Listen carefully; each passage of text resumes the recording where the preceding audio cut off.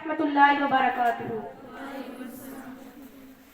جناب صدر، آج مجھے جس موضوع پر لب کشائی کا موقع ملا ہے وہ ہے رمضان المبارک۔ جناب صدر، جیسا کہ آپ سب جانتے ہیں کہ رمضان المبارک قمری مہینوں میں سے 9واں مہینہ ہے۔ اللہ تعالیٰ نے اس ماہ مبارک کو اپنی طرف خاص نسبت فرمائی ہے۔ حدیث مبارکہ میں آتا ہے کہ رمضان شہر اللہ ہے، یعنی رمضان اللہ کا مہینہ ہے، جس سے پتہ چلتا ہے کہ اس مبارک مہینے سے رب ذوالجلال کا خصوصی تعلق ہے، جس کی وجہ سے یہ مہینہ دوسرے مہینوں سے ممتاز اور جدا ہے۔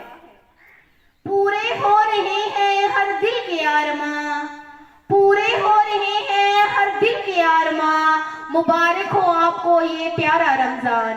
جناب صدر، ایک بار پھر رحمتوں اور برکتوں کے اس مہینے کا نزول ہے کہ جس میں کی گئی ہر عبادت، ہر ایک عمل کئی گنا زیادہ ثواب رکھتا ہے۔ آج کے مہینے ہر مومن انتہائی خوش ہے کہ ایک بار پھر اسے اپنی زندگی میں یہ ساعتیں نصیب ہوئی ہیں۔ جناب صدر، بلا شبہ اللہ مالک عظیم ہے، آقا تو عالم پیغمبر عظیم ہے، قرآن حکیم کتاب عظیم ہے، اسلام دین عظیم ہے اور رمضان المبارک ماہ عظیم ہے۔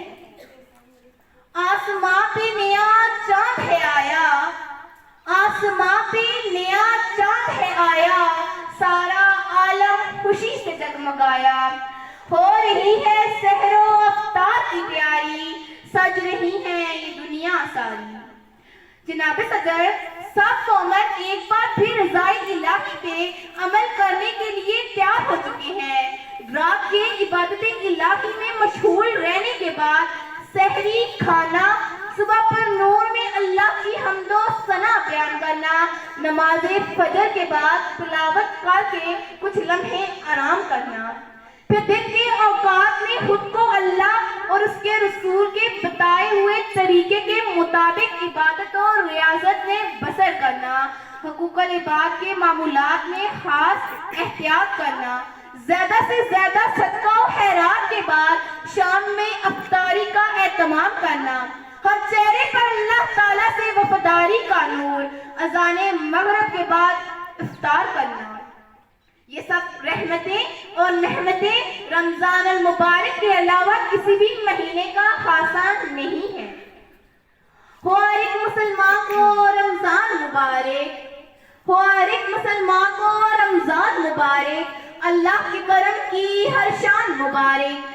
فرشتے کہہ رہے ہیں پروردگار سے، فرشتے کہہ رہے ہیں پروردگار سے، سورج شکست کھا گیا روزے دار سے۔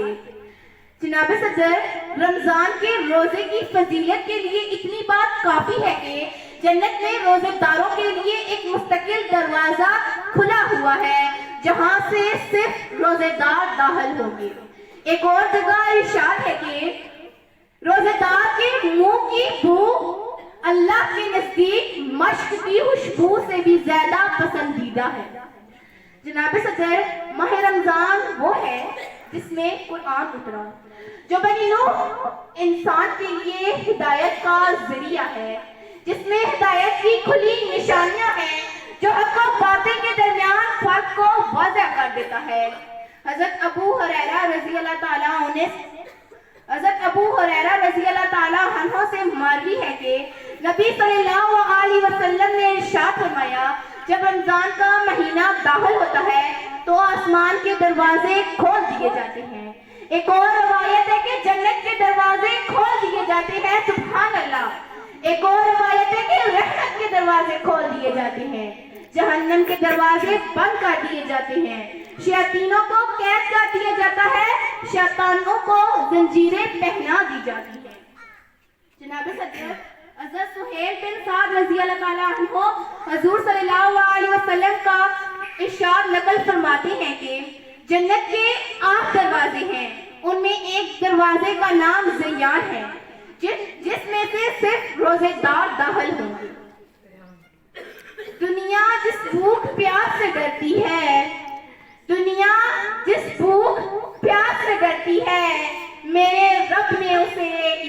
دولت بنا دیا۔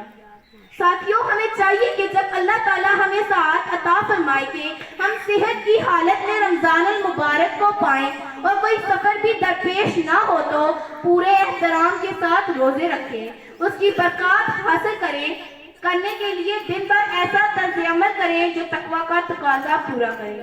وما علینا الا البلاغ المبین۔ آپ سب کی سماعتوں کا شکریہ۔